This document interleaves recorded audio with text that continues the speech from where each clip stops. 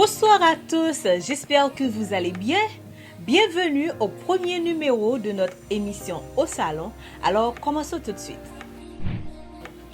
Nous allons parler d'une artiste haïtienne qui est née au Cap-Haïtien en 1934, qui n'est autre que Toto Bicente, de son vrai nom Marie-Clotilde Bicente.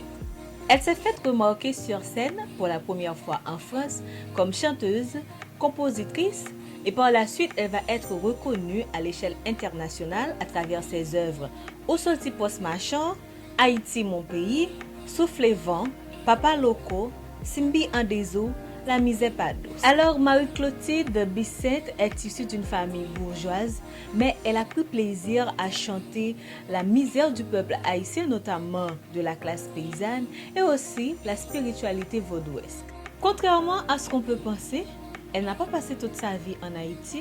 Très jeune, elle a dû laisser le pays pour des études à l'étranger. Puis elle s'est exilée en France. Ce n'est qu'après la mort de Jean-Claude Duvalier, elle a pu revenir au pays.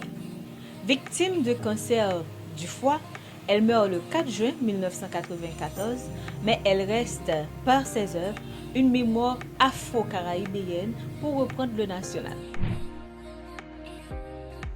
Laissons Haïti pour nous rendre directement en Afrique du Sud, là où l'on ne compte pas moins de 11 langues officielles, sans compter les Pingins, qui sont une mélange comme Fanagalo, à base de Zoulou, d'anglais et d'Afrikaans. Mais rassurez-vous, tous les Sud-Africains ne les connaissent pas toutes. Certains se contentent de 4 ou 5, mais ils peuvent utiliser 3 dans une seule phrase. Quelque chose que les femmes aiment beaucoup, et les hommes aussi, je pense, nous allons parler des mini-jupes qui sont introduites en France par une styliste britannique appelée Marie Kondo.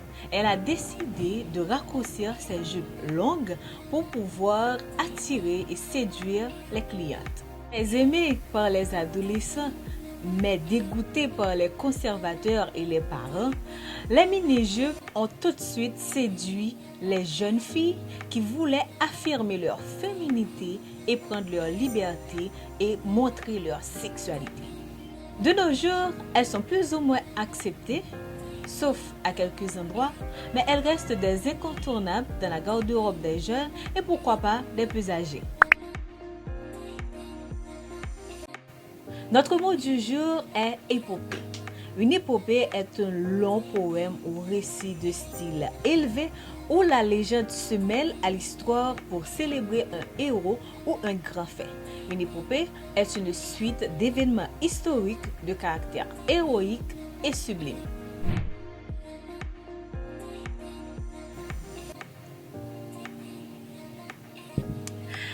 Alors, mesdames et messieurs, pour terminer notre émission d'aujourd'hui, nous vous conseillons de vous détendre, car le stress peut entraîner la dépression, l'anxiété, des troubles gastro-intestinaux, des maladies cardiovasculaires.